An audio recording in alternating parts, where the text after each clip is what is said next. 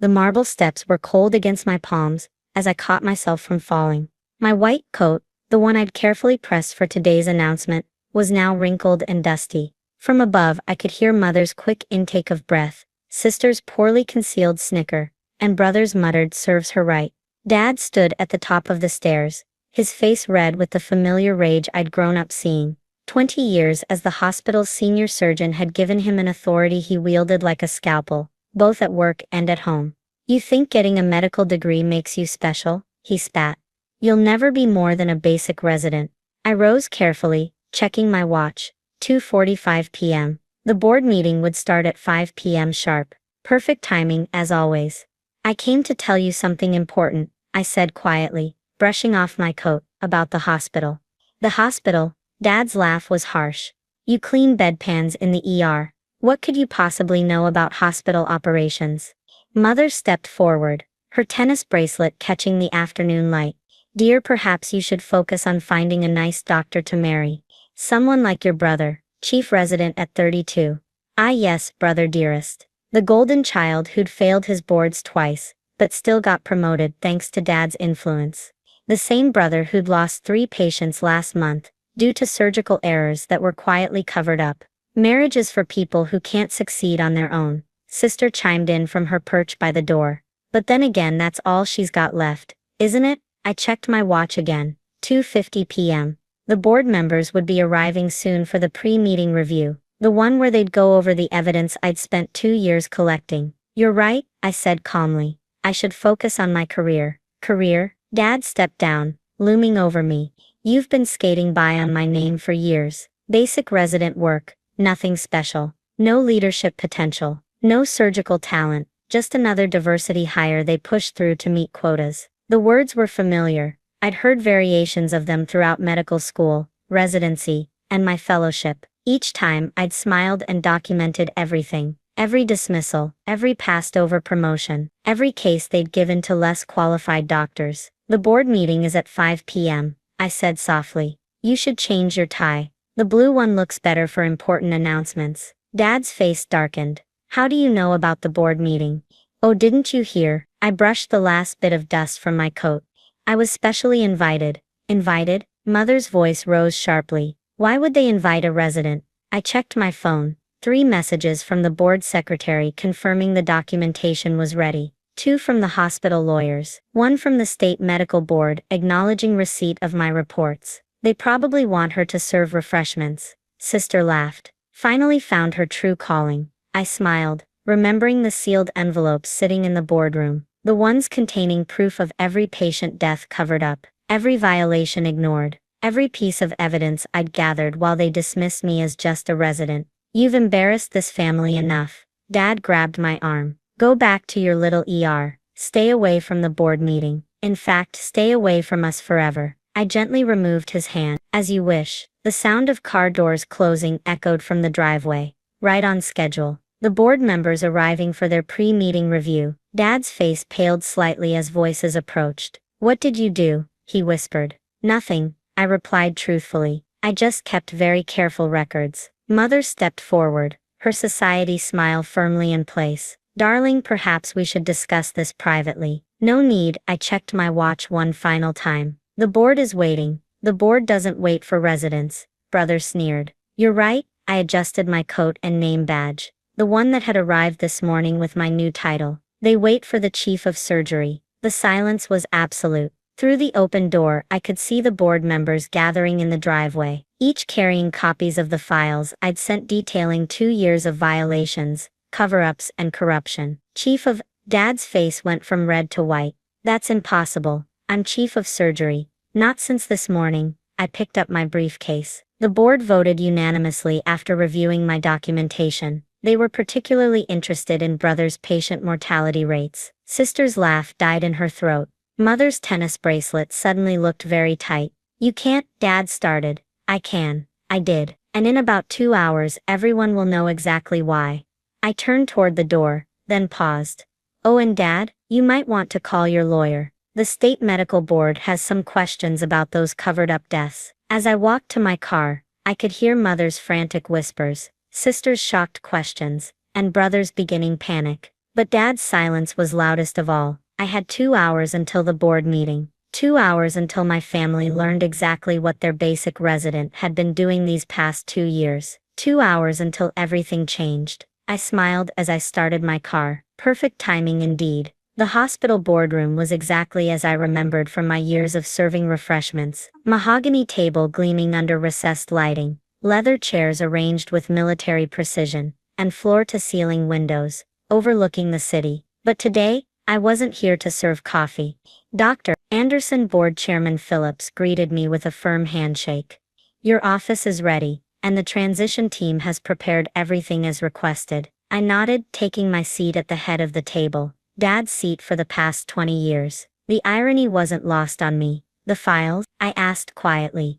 Distributed to all members, Phillips confirmed. The state medical board representatives are joining us virtually. They're particularly interested in the mortality rate data. The door opened and Dad strode in, still wearing his stained tie from our earlier encounter. His confident swagger faltered when he saw me in his chair. Behind him, Brother looked like he might be sick. What is the meaning of this? Dad demanded, his voice carrying the authority that had cowed residents and nurses for 2 decades. That's my seat. Not anymore, Dr. Anderson Sr., Phillips said calmly. Please take a seat. Your daughter, our new chief of surgery, has some matters to discuss. The color drained from Dad's face as the other board members filed in. Each carried a thick folder stamped with confidential in red letters. 2 large screens on the wall flickered to life, showing the stern faces of the state medical board representatives. Before we begin, I opened my laptop. Would anyone like coffee? I do have experience serving it, after all. Dad flinched. Brother stared at his hands. Now then, I pulled up the first presentation slide.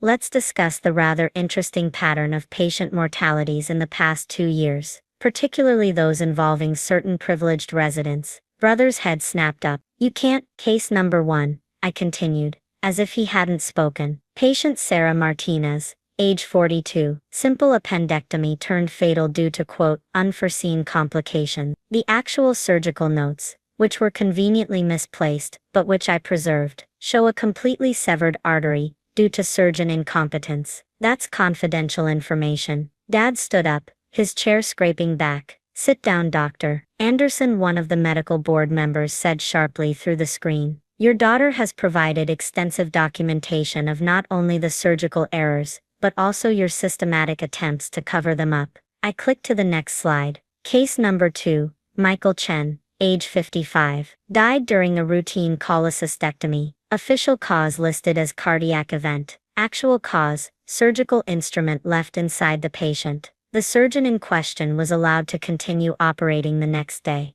Brother was now visibly sweating. Dad's hands gripped the table edge. How long? Dad's voice was barely a whisper. How long what? I asked, though I knew exactly what he meant. How long have you been gathering evidence against your own family? I leaned forward, meeting his eyes. Since the day you told me I'd never be more than a basic resident. Since you started promoting Brother despite his failures. Since you decided that protecting your reputation was worth more than patient lives. Everything I did was to protect this family. Dad's fist hit the table. No, I corrected quietly. Everything you did was to protect your ego. And now it's cost you everything. Phillips cleared his throat. In light of the evidence, the board has unanimously voted for immediate termination of both Dr. Anderson Sr. and Dr. Anderson Jr.'s privileges at this hospital. The state medical board is launching a full investigation, and criminal charges may be pending. Brother made a choking sound. Dad seemed to age 10 years in 10 seconds. You've destroyed this family, he said hoarsely. No, Dad, you did that yourself. I just documented it. As security arrived to escort them out, I remembered all the family dinners, where I'd been dismissed, all the holidays where I'd been belittled, all the years of being treated as nothing more than a servant in scrubs. Oh, and Dad, I called as he reached the door. About that diversity hire comment. I graduated top of my class at Harvard Medical. Unlike some people, I actually earned my position. The door closed behind them with a final click. The board members were already discussing transition plans, but I allowed myself a moment to absorb the reality of what had just happened. My phone buzzed, a text from Mother. How could you do this to your father? I typed back a simple response. Ask him how many families he destroyed by covering up brother's mistakes. Another buzz. Sister, this time, you'll regret this. I smiled, remembering her laughter as I got up from those marble steps just hours ago. No, I wrote back. I really won't. Chairman Phillips touched my arm gently. Dr. Anderson, the press is waiting for the announcement. I stood, straightening my white coat. Then let's not keep them waiting. After all, timing is everything. The hospital auditorium was packed. Nurses, doctors, residents, and staff filled every seat, with more standing along the walls. News cameras lined the back, their red lights blinking. Word had spread fast. The great Dr. Anderson had fallen, and his basic resident daughter was now in charge. I stood backstage, listening to the murmurs of the crowd. Many of these people had watched Dad belittle me over the years. Some had joined in, thinking it would curry favor with the chief. Others had stayed silent, afraid to challenge the hospital's hierarchy. 5 minutes, Dr. Anderson, my new assistant said softly. Through the curtain, I caught a glimpse of mother and sister slipping into the back row. They hadn't been invited, but I'd expected them to show up. They never could resist a public spectacle. Dr. Anderson, it was Jessica, a nurse who'd suffered under Dad's tyrannical leadership for years. The staff, we just wanted you to know, we're behind you. What you did, exposing the cover-ups, it was brave. I smiled, remembering how she'd secretly slipped me documentation of brother's mistakes when no one was watching. Thank you, Jessica. Things will be different now. Chairman Phillips stepped up to the podium, and the room fell silent. As many of you have heard, significant changes have occurred in our hospital's leadership today. Serious ethical violations have been uncovered, leading to immediate termination of several senior staff members. But more importantly, we're here to introduce your new chief of surgery. I took a deep breath and walked onto the stage. The gasps were audible. In the back, I saw Mother's hand fly to her pearl necklace, the one Dad had bought her after covering up Brother's first fatal mistake. Thank you, Chairman Phillips, I said, my voice carrying clearly through the auditorium. For those who don't know me, though I've served many of you coffee during board meetings, I'm Dr. Sarah Anderson, and yes, I'm the former chief's daughter. A ripple of whispers swept through the crowd. In the third row, I spotted Brother's wife, her face pale with shock. For too long, this hospital has operated under a system of privilege, nepotism, and cover-ups. Lives have been lost, not because of unavoidable complications, but because of protected incompetence. That ends today. I clicked to my first slide, the new hospital protocols I'd spent months developing. Effective immediately, all surgical errors will be thoroughly documented and reviewed. No exceptions, no cover-ups, no special treatment. Every surgeon, regardless of their last name or connections, will be held to the same standard of excellence. In the back, Sister was frantically typing on her phone, probably updating our extended family about the public humiliation. Let her. Furthermore, promotions will be based on merit, not relationships. I've reviewed every resident's performance records personally. Some of you will be advanced, others, I paused, thinking of Brother's protected position, will need to prove they deserve to be here. Mother stood up abruptly, pulling Sister toward the exit. Their heels clicked against the floor, the sound echoing in the silent auditorium. I continued as if I hadn't noticed. To those who've suffered under the old system, who've been overlooked or silenced,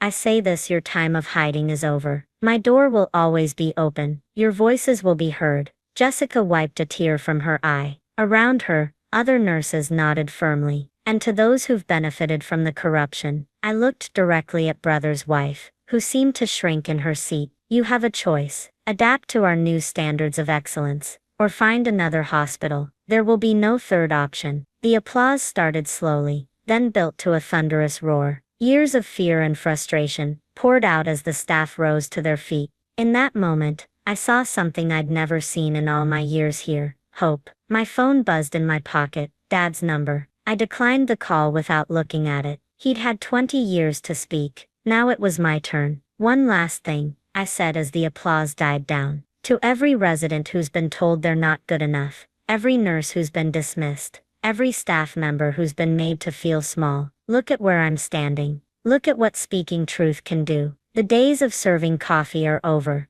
The standing ovation lasted 5 full minutes. As the crowd finally began to disperse, Jessica approached the podium. Dr. Anderson, your father's personal items have been cleared from the chief's office. Would you like to see your new workspace? I smiled, thinking of all the times Dad had kicked me out of that office, telling me I'd never be worthy of it. Yes, I said, gathering my files. I believe I would. As I walked through the hospital halls, staff members nodded respectfully, not because of my last name, but because of what I'd done, what I'd exposed, what I'd changed. My phone buzzed again, a text from Mother. You've torn this family apart. I typed back 3 words before turning off my phone. No, I fixed it.